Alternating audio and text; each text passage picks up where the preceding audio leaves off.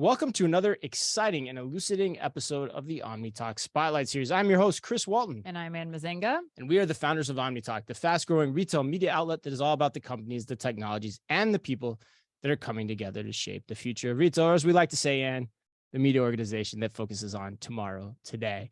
And today, we have a real special treat. Manhattan, Google Cloud, Zebra Technologies, and Incisive have all completed an exhaustive benchmark of specialty retailers to determine what makes a unified commerce leader.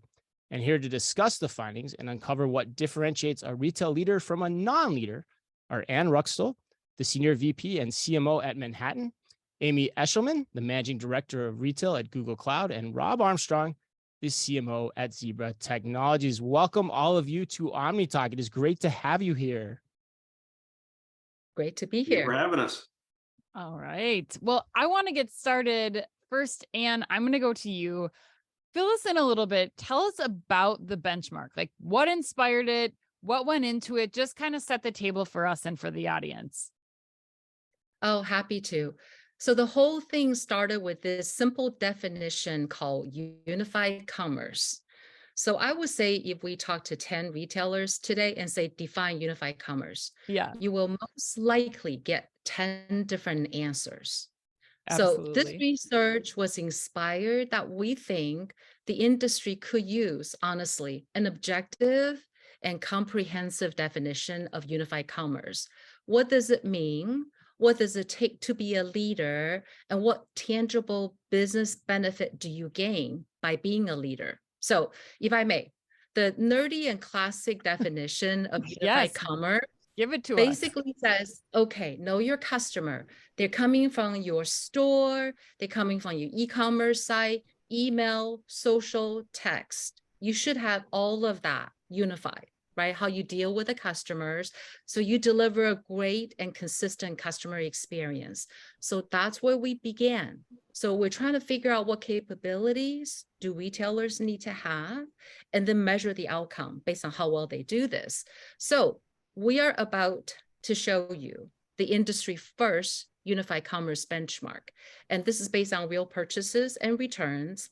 And what we ended up doing is we evaluate 124 brands. Okay. And there are 286 capabilities.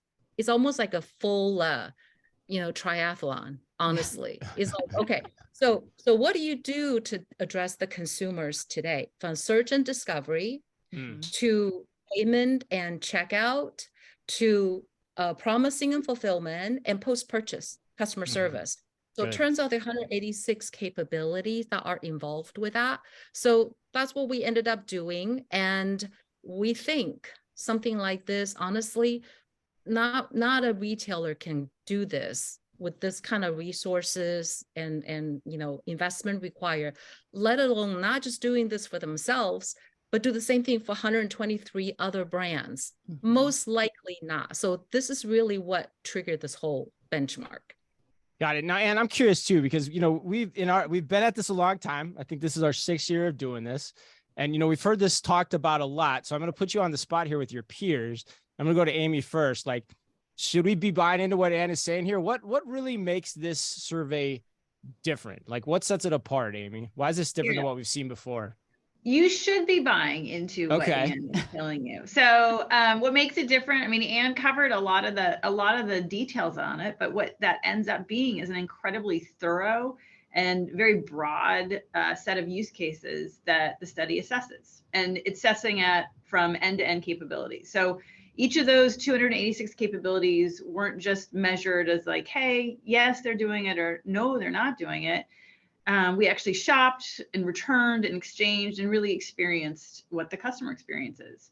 And for each physical in-store capability, we sent a team out 3 times to 3 different locations to try to eliminate any anomalies. The online capabilities, we assessed them 5 times or 5 different times. And the result is that this really delivers specifics for retailers to identify where the gaps are and where they're excelling at continuing to drive differentiation. And so the short answer is yes, you should buy into what Ann is talking about, and it's all about the specificity of the report.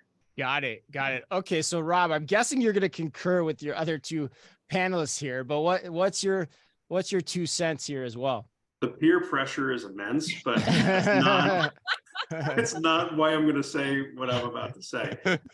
You when you asked the question, you said the word survey, right? Yeah. And I think there's a big difference between surveys, which ask people their opinion.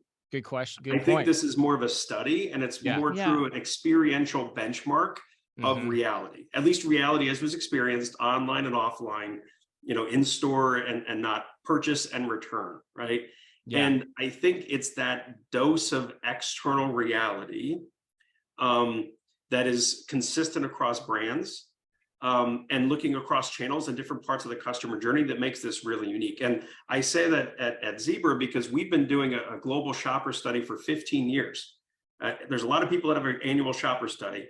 Ours is unique. It's 15 years. We're the only ones that actually look at shopper behavior and expectations, retail decision makers' point of view, and the point of view of frontline associates. So it's pretty unique. But even then, you're asking people their opinion. And by having this version of experiential reality based on this study, you're not just looking at, did a capability exist or did it not? You're evaluating the quality of that capability as well. And some of these capabilities are seen as table stakes, where others are truly places where brands can differentiate themselves. So I think it kind of builds upon a lot of the themes and things that we saw recently within our annual shopper study at Zebra, but it provides a little bit more around the quality and a little bit more around the reality rather than opinion that makes us really unique. Got it. So, Anne, they're a lot in lockstep with you. That's pretty impressive. Any final words or anything you want to add before we get into the actual benchmarking? Well, I would invite the retailer to read this because it is a lot of learning. But I have to say, as with any benchmark, it's like running a race. There's a natural tiering that take place. So the retailers, the 124 that we looked at, by the way, nobody's perfect. You could be really strong on search and discovery, but you're not so hot on customer service. Okay. But what we realize is that, the world of 124 retailer kind of divided into 4 rating categories very naturally. The laggers, the followers, the challengers, and the leaders. So I think we're going to talk about them for the rest of your conversation here in terms of what makes them different. Absolutely. Gotta love And if I could just add one point on that too, I think there was a quote, I don't remember who I heard it from or where it was, but I really like it. And it's that if you're about to do a pretty significant transformation initiative, the single biggest point of failure for why transformation initiatives aren't successful isn't a lack of common vision of where you need to go in the future. It's a true understanding of where you are right now. And so what's really powerful about this type of study is it does give you that view of where are you right now. And maybe you're a laggard, maybe you're a leader, maybe you're somewhere in the middle. Maybe you've got strength in one area, but you're weak in others. It's that dose of reality that can help retailers, wherever they are in their journey, to be more successful in the future on their transformation. Because one thing is unquestionable, right? Like retail is going to continue to transform, and you have to have a playbook on where you're going, and you have to start with where you are right now. Yeah, I love that this is an audit that you didn't have to commission as a retailer. Can you imagine back in our retailer days being like, and we did an independent audit for these 4 companies? It's great. I think you're absolutely right, Rob. It's giving you this picture of we think we're here, but we're actually here. Well, I love Rob's quote because it's so applicable to everything in life. You could apply that to a marriage, hey, let's not even talk about the future. We got a lot of what's going on right now here today, right? God. Oh my God. I didn't realize we were doing counseling. I didn't know either, but hey. You just add that. Go easy on that one. We don't want to benchmark our spouses. Right. No, right. We don't want to scare people off. No, right. But welcome to OmniTalk. All right. Well, okay. One of the most important things that is so top of mind for a lot of retailers and brands out there right now too is how to attack this next generation, how to really make sure that you're perfecting these experiences for a generation that grew up with, iPhones, that grew up online with online shopping. And one of the particular captivating moments that you mentioned in this report is that 1/3 of the US population is now younger than Amazon, which I found so unbelievable. It's crazy. Just astounding. Rob, given what you just said, what do you take away from that fact? Like, what should people listening, once they figure out where they are, like, what's the big takeaway for them, and what actions should they be taking? Yeah, I mean, if that blew your mind, it'll blow your mind even a little bit more. So it's okay. actually over half of the US population is now either millennial, Gen Z, or Gen Alpha.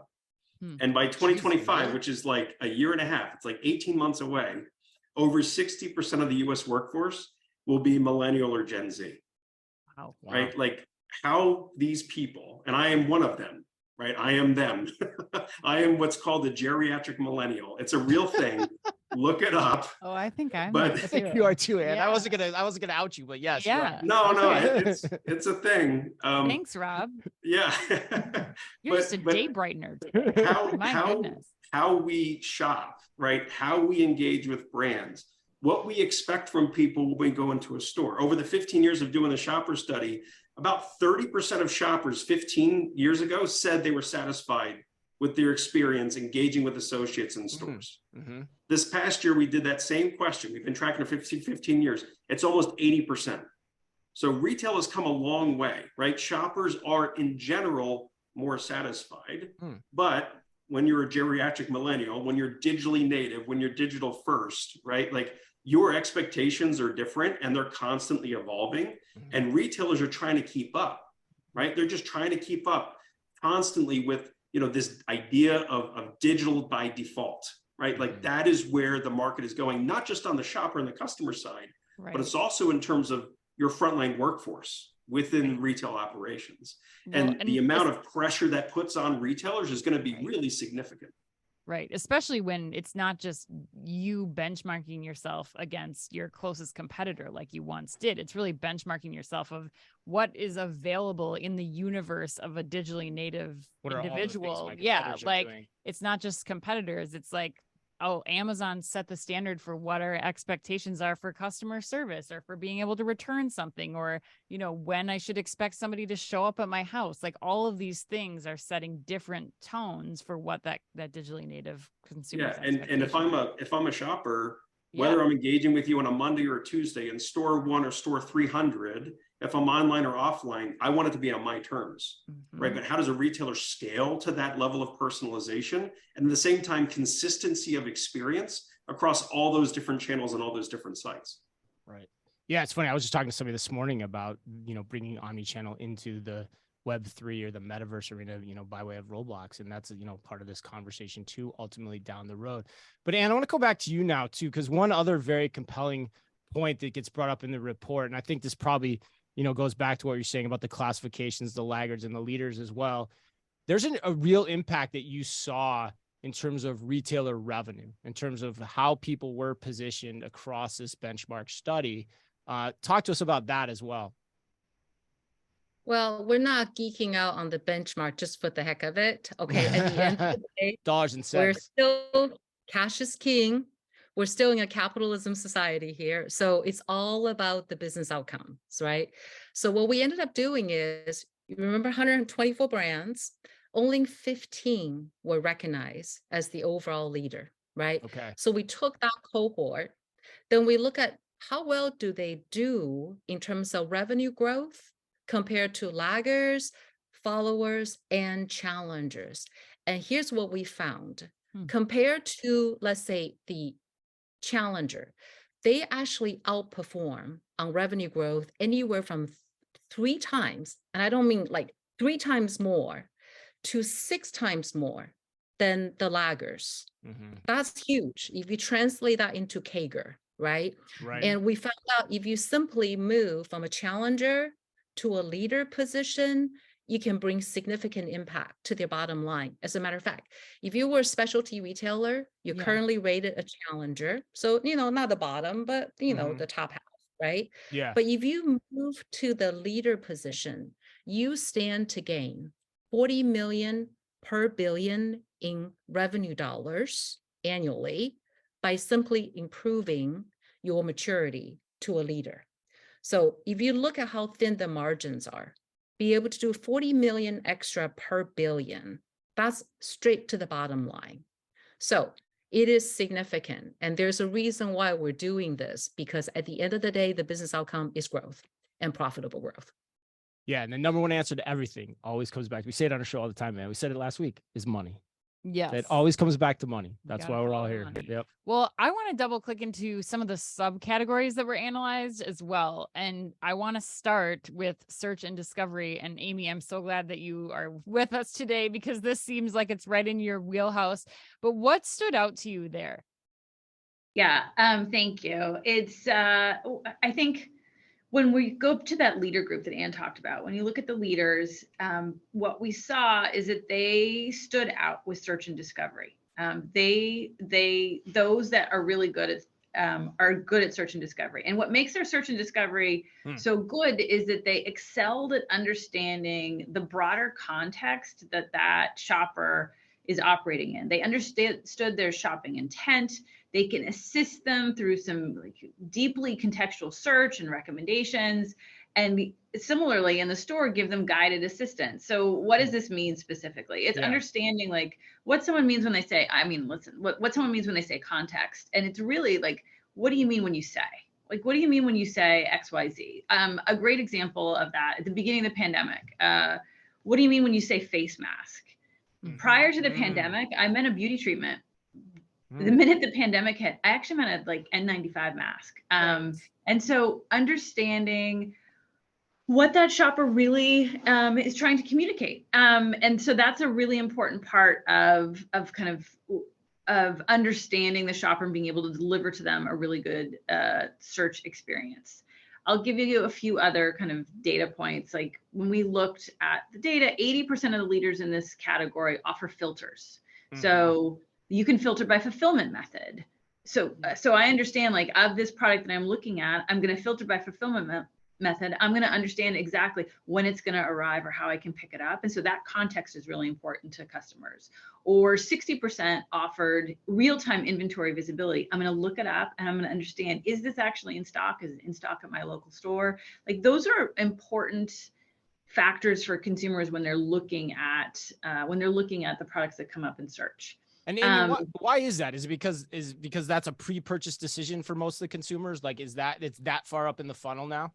You're giving them as much information as you possibly can about that product so that they can make an informed decision. So I'm researching it. You're making it as easy on them as possible, I think, is kind of really the end, why they're doing that. And we recently announced a new Google Merchant Center integration with Manhattan Active Omni, which enables retailers to do exactly this, provide kind of more accurate information about location and product specific delivery times across all of Google surfaces. So not only can you do this on your own site, you understand what the inventory is, but with this integration, if I'm looking up a search on Google itself, that information is surfaced. So it really gives the shopper all the information they need to make a good decision, an informed decision. The next kind of besides all that information is making sure it's personalized and relevant to you. So we know consumers care deeply about personalization. They want to make sure that they're getting the right product, they're getting the right experience. And so those that do it well offer very personalized search. And that doesn't necessarily extend to product. It can also extend to are you offering the right content to them? Are you offering the right offers to them? It's a great use of AI that really improves the end customer experience. Right. That's what I was just going to say too, Amy. It makes so much sense then why we've heard over the course of the last few months this interest in retailers investing in AI to help bolster the search and discovery components that you were just talking about. Right. Yeah. It's hard to do personalization at scale, and you need AI to do that. Yes. Right. And there's so many elements that you have to personalize on top of that too, which is the other key point you're bringing up too, Amy. All right, well, let's go to the next category, which is probably my personal favorite one, Ann, I think. Yeah, I think it is because, back to my e-commerce days. Okay. I always used to hate when people would add to the cart and wouldn't check out. It used to frustrate me nobody's business. So let's go to cart and checkout. Rob, let's go back to you for this one. What's your thoughts there? Well, yeah, I think with cart and checkout, is it a physical cart? Is it physical checkout? Is it a, digital cart? And then you're going to check out physically in the store, right? So that kind of makes this one of my favorites too. I don't know if like we're picking favorite children or whatever, but like I think all four are important. But this is one that, you know, I'm really passionate about. Actually, at NRF earlier this year, we introduced what we call the Modern Store by Zebra, which is really a framework that's meant to help retailers kind of look at their operations and decide how to modernize in order to engage associates, optimize inventory, and ultimately elevate the customer experience. And like those three things come together so well when you come to cart and checkout. And this is where some of the things that we're doing together now with Manhattan around like mobility, new software capabilities. It could be in the hands of frontline workers. It could be the hands of the shoppers themselves. Self-checkout stations within your physical retail stores, having all that connect into your online presence, right? If I'm going to order something to work on my house, I want to go place an order and then pick it up and have a seamless checkout experience when I go to get that on the weekend, right? So new things like RFID, machine vision, new technologies all coming together with Manhattan to remove friction, to elevate the customer experience across cart and checkout, whether it's physical or digital, right, are really unique ways to set yourself apart. And critical to that is the ability to have visibility into your inventory, whether that's in a DC or it's within one of your stores. And that's where some of the partnership between Zebra and Manhattan has been so valuable in enhancing the capabilities of retailers in this particular area. Yeah, and Rob, I was going to ask you about that too, because there's a key point you brought up there. Like, and I remember seeing that at NRF, and I thought it was one of the coolest things that we personally saw at the show was the connection of RFID to checkout, right? That's a new thing. Like, you've had RFID for inventory visibility since the cows came home, but like making it an element of the checkout process is really new and really unique, right? Yeah, and it's not necessarily every type of good or every segment of retail, but we are seeing it happen quite a bit more. And if you think about it, if I'm a retailer and someone places an order with me online, I probably have more information about what that person actually bought, style, color, size, color, all those things, than if I just scan a barcode as they're walking out the store, right? And so how do I enrich? How do I get more data? The same type of data visibility that I get from my online commerce, how do I get just as much for the consumers who are spending their money, spending their time, literally walking into my physical store? Why would I want to have blind spots, right? And again, it's not every piece of equipment, it's not every particular good, but that data, having more granularity, more detail, helps then feed into all of your analytics and everything else you're going to do in order to optimize your retail operation. Right. Where the garment's going in the store, even, like, my mind starts to go crazy on that front too. Wow. Interesting. Yeah. Explains why we've seen a lot of Can I add something? Yeah. My Go favorite for it. RFID with Rob's, with Zebra, is the find option. I used to work in the department store in high school. Yeah. You want to go find that stuffed animal Right. or a piece of clothing, especially work at children's department. They're tiny little things, right? Yes. People put them everywhere. I love the fact that you can find it, so I don't spend half of my time counting and hunting stuff down. Right. I love that one. That was the other element, right, that you guys released too, where it was like almost like a metal detector kind of. Yeah. To use, like Geiger counter, water stick, whatever you want to call it. Yeah. Right. Yeah. Okay. All right. Okay. Yeah. Cool. Yeah. Just get instead of climbing up to the third rack, the third level of the rack, and hoping that that blazer in size 4 is up there, so you could save the sale, and then it's not there. Yeah. I might have some experience at the old J. Crew back in the day, not finding that thing that was supposed to be where it was. But and I want to go back to you. I want to talk about the next category, which was promising and fulfillment. We had Chris Shaw on the podcast like back during the pandemic, and I still remember just the light bulb moment that we had with him talking about like moving promising and fulfillment up in the beginning of the funnel, so that was determining where you made your purchase decisions. What did you find out in this latest study?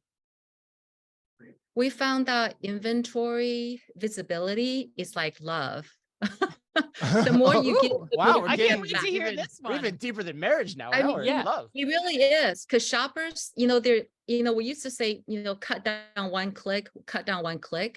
There are many clicks being cut down. They want to see information right from the get-go, right? Including, when can I have it? Is there one near me?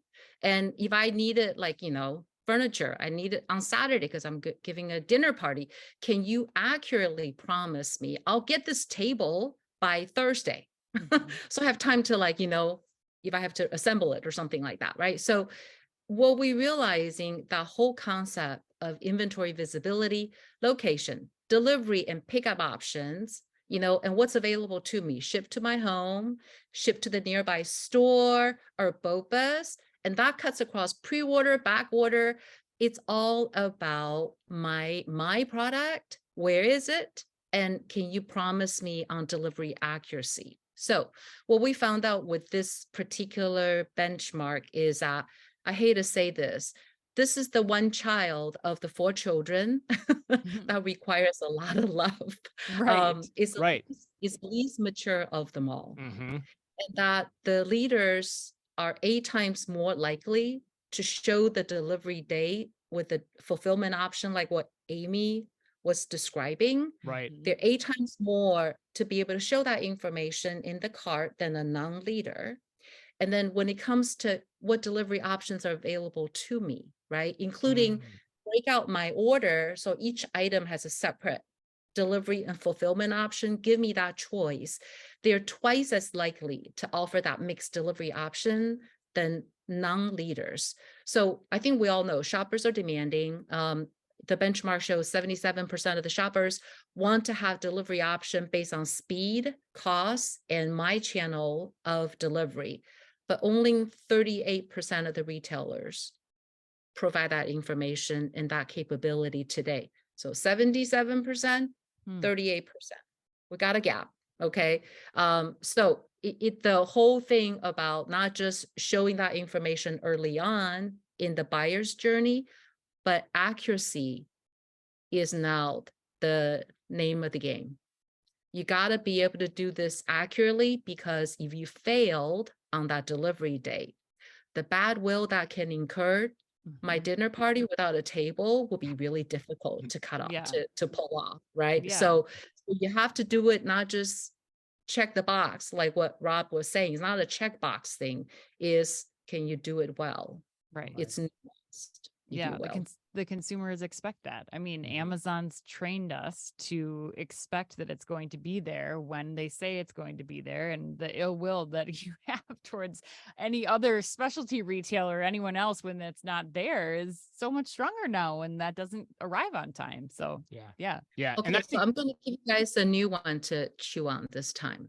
There's a new one popping up in this category called the regret window. the regret window. I know. Okay. The regret window, because we are allowed to change our mind. Sometimes when you push the buy now button, it's done. You can't change it anymore. So a lot of buyers basically are saying, hey, I would like to change the color. I would like to change the size. I would like to change where I receive my product. Give me that longer window that I can change it. So I don't sit here, wait for the thing to come to me. Then I already know I'm going back and dropping it off for returns, right? There's a huge thing about give me that window. So it's not just visibility, it's now control. Yeah. Interesting. And that's a key point. Yeah. That's the muscle memory in this space that is really just not used across the industry yet. Right, Ann? I mean, these are the types of things you're talking about that really separate the haves from the have-nots here. Yeah. In terms of focusing on this particular area and it driving the value that you're describing, right, Ann? Yep, absolutely. The game doesn't stop. It keeps getting harder.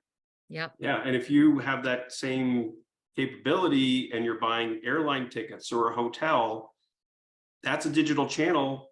Right. If I get that Good there, reference why point. wouldn't I get it from brick and mortar retail or someone else, right? Like these lines between industries are disappearing, and consumers expect that hyper personalized control in the palm of, literally the palm of my hand at every moment throughout the customer journey until it's done. And even when I hit the button and you thought it was done, it's not really done until I say so. Yeah, that's a great reference point, because you're spending $200 on a hotel room. You can change it to the last minute, but here, once you click buy on that item, no, you're not changing it, But the best of the best are. I remember at Manhattan Momentum Conference last year, heard the gentleman from Belk speak about that capability, and I posted about it, and it was like my most read post from the entire event, right? Say more about that, Amy. Right. He basically Belk let them change their mind up to the time that merchandise loaded onto that last mile delivery.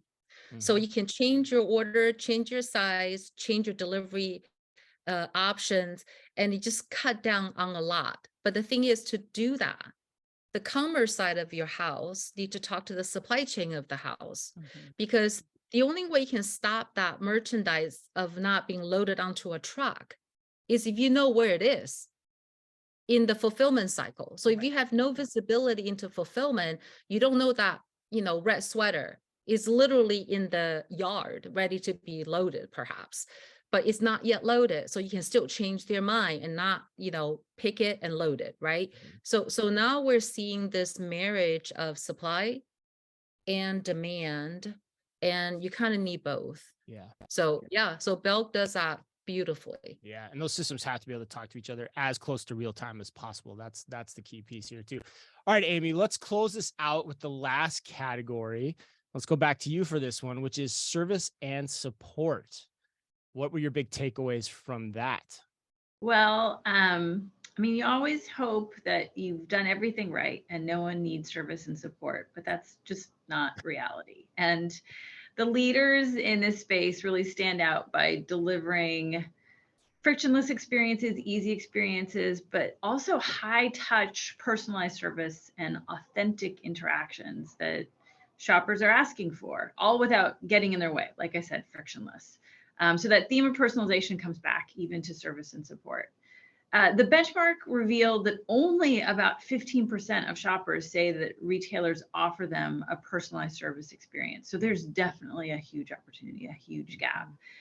So as retailers, you need to offer a wide variety of self-service and full service options. That includes being able to interact via text, in-store assistance, call centers, social media support, and even live agents. So what we found, especially with millennials and Gen Z, and some surveys that we did, that we talk about, that I think are great compliments to this, in terms of what the findings are totally aligned, is that younger generation wants to be able to do things on their own.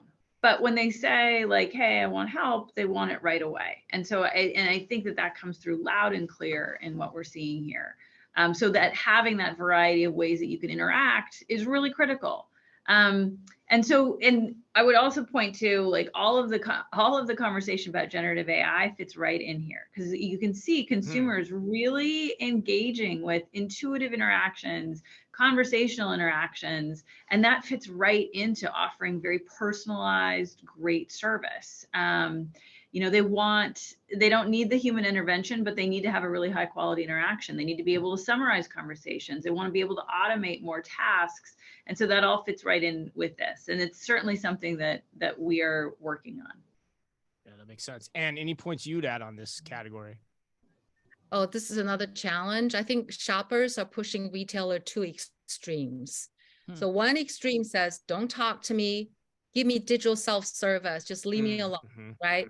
So Rob's company, Zebra, does a beautiful job. Target, you can self-service everything, self-checkout, self-everything, right? But on the other end, they're saying, well, sometimes I want high touch, personalized concierge service. It all depends on where they are, what their needs are, and what's most convenient to them. So the retailers have to deal with this Jekyll and Hyde. And how do you balance that, right? I think we can start by having technology that give you 360-degree view of the customers, their omni-channel buying history, so that if they want concierge, high touch, your sales associates in the store, honestly in contact center as well, they should be able to pull up the information, do that personalized service so it's efficient, and still give them a chance. People come to store for a reason. They want human interaction. They want human empathy, right? So let your sales associates and empower them be able to do that. right? Mhm. So here's what we found. For the digital self-service, the one says, leave me alone, let me do my own things, right? The leaders in this case are twice as likely than non-leaders to provide the following: 24/7 live chat, return tracking capability, product customization, and personalization. And then more than half of the leaders have real-time order alerts, notifications, so that you really empower that need for digital self-service. They want to know where things are at any given point in time. The non-leaders, less than a third of them offer that. And for the high touch concierge side of the business, it's interesting. 91% of the leaders, the 15 that we found, actually empower their store associate to do, they can like look up Chris or Ann, your online purchase history in store.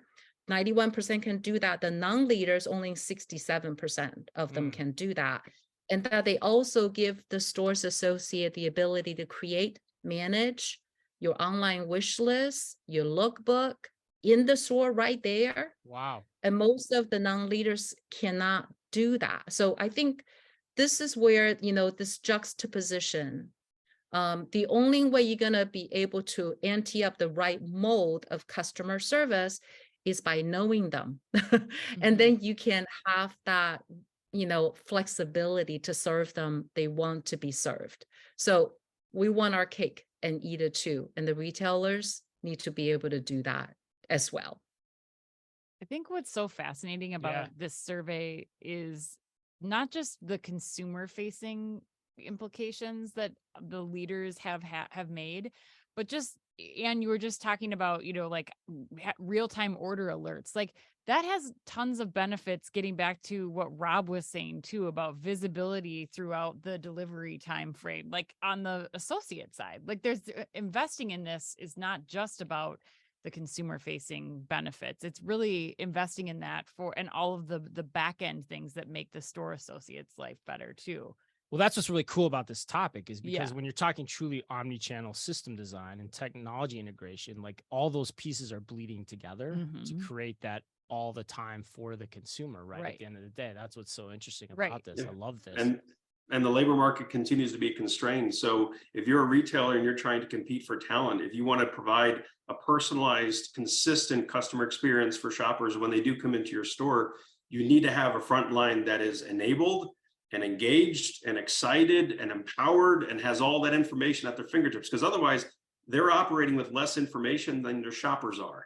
And it doesn't matter how much you pay that frontline associate, consistently feeling like you kind of have one hand tied behind your back and you aren't working with the best information, you're not going to be at your best, right? And that's going to make operating in a high pressure, dynamic retail environment even more challenging.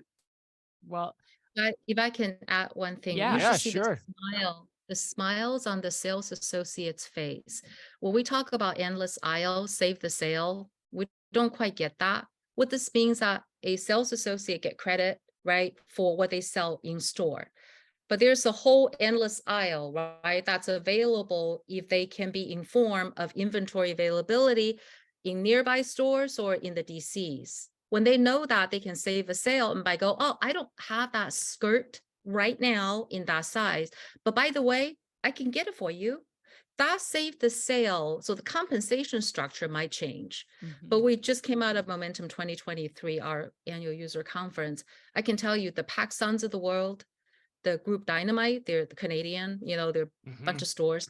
That's what they allow their sales associate to do. So the satisfaction of being able to serve a customer, you know what I'm saying? Not just what's available in the store, but endless aisle is like huge. It's empowering. Right. Yeah, our annual shopper study showed that about 80% of frontline workers right now in retail are at least partially basing the decisions about where they work, where they choose to continue to decide to continue to work based on the amount of technology that they are equipped with for performing their day in, day out job every day. Yeah, it cannot be ignored. Even us geriatric millennials.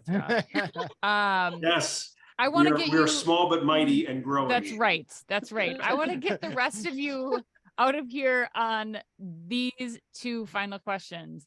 First question is, what surprised you the most about the research? Amy, I'm going to go to you first.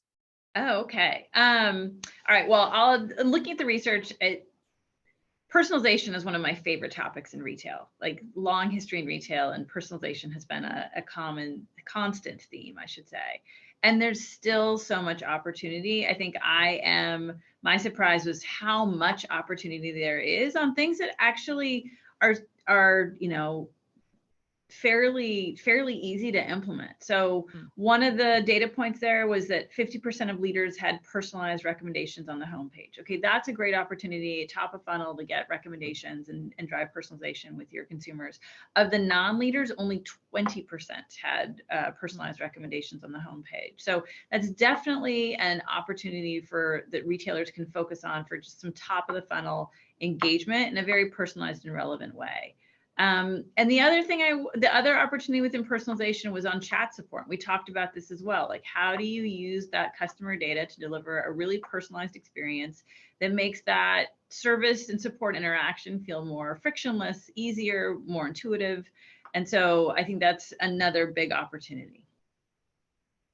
And what about you? Oh, by far, how immature promising fulfillment as a category is. And that you can be the best, merchant there is, but if you don't have visibility into the location of your goods or be able to promise the delivery of the good, turned out is becoming a hindrance. And so that was, I kind of knew, but I was really surprised by the degree of it. Yeah. Rob, close us out on this first one. What surprised you the most? Unified cart. So of the 124 brands profiled, not a single one has truly achieved yet a unified cart. Now, there's some that are further ahead than others, but there's pretty significant gaps. And what this means to me is that there's significant opportunity for brands to differentiate themselves by truly achieving that unified cart. The world is your oyster, right? There's a lot of room to run, and it's going to be interesting to see how everyone attacks this opportunity a little bit differently. Right. Well, my next question is, what are some things that set the leaders apart? Like, what were some standout things for you all? Anne, let's go to you first. Again, it's not a checkbox exercise and you list the 286 capabilities. Say, yes, I do it. It's not that. It's how well you do it. That's the reason why we did 8 shopping trips, 3 in store, suburb, and then 5 online. It's nuance. There's a gradation of how well you do it. So, don't rest on your laurel just because you think you have that capability. Right. You really have to benchmark yourself to realize that how well do you do it? There's always a different trick to doing it more efficiently. So I think that's what I learned, that you kind of have to constantly baseline yourself and how do you keep doing it? That's a good point. Right. Rob, how about you? Well, I mean, I'm a professional marketer, and so I was actually quite pleased to see that there's a lot of strong brands within the leader group, right? And they're not just, good at unified commerce. They're good at customer centricity. And I think they made a decision early on that that's a brand level attribute that runs true and runs deep. And I don't know how many of them actually came up with a strategy, said, we're going to be really great at unified commerce, versus they said, hey, we're going to be really great at customer centricity. And to make that happen today, you need to have unified commerce capabilities, right? So just the foresight and the strength that these brands are known for, not just what they sell and what they provide to their customers, but they have a consistent experience that they're looking to constantly make better for their customers. And that customers come to those brands not just because of what they sell, but because of that experience, right? Like more now than ever, the experience is everything. And what we know is customers expect it to be on their terms always. Again, whether you're at store 1 or store 300, online, on an app, midnight, 2 a.m., whatever, right? Like having a strong brand strategy and living that through in terms of day-to-day execution, because that's how your brand is going to be evaluated by today's shoppers, I think is really critical. And I have to give a plug. A lot of the leaders are existing Zebra customers, so I was excited to see that too. I bet that doesn't hurt, right? It's in the ethos. Yes. Nope. All right, Amy, take us home. What stood out for you? What are the leaders doing that the rest of us aren't? Well, I mean, I know this. It's it sounds a little funny here, but the leaders are getting the basics right. Like the leaders are really focused on making sure that every element of the value chain is executed as well as they can. And that means a relentless focus on the basics, in addition to a relentless focus on the customer, which Rob already mentioned, but it's truly about getting the basics right. And so, you know, how can you look at experiences like search, like recommendations, like the promise date and the fulfillment, and really make sure that you're delivering to the customer the most accurate answer to whatever question that they're asking, and making that as visible as possible on the site, whether that's inventory or when the package will actually get delivered.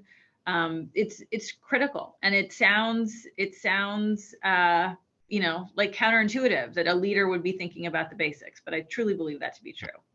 We would hope. Yeah, it's a great point to end on, though. Like, you know, as retail executives are listening to this conversation and potentially going and reading the report and saying, okay, where do I want to focus? It's probably a good idea just to go through and say, hey, what are some basic expectations that we all in this boardroom think that we should offer our customers? And let's start there. That's probably a good way to go about this. So to that point, Anne, I'm curious, if people want to get the complete benchmark and the list of leading unified commerce leaders, where should they go? It's very simple. So write that down, retailbenchmark.manh.com. And I hope you'll show that URL at the bottom of the screen at some point. But you can get over there, get the complete benchmark, what the 286 attributes are, what the leaders do well. You know, this is how we learn, by studying the best. Yes, awesome. So again, that's retailbenchmark.manh.com.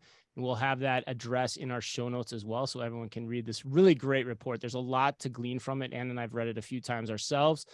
All right. Well, thank you guys. That was wonderful. Anne, Amy, and Rob. That wraps us up today. Thanks for sitting down with us. And to all of you out there watching, as always, and on behalf of all of us at OmniTalk, be careful out there.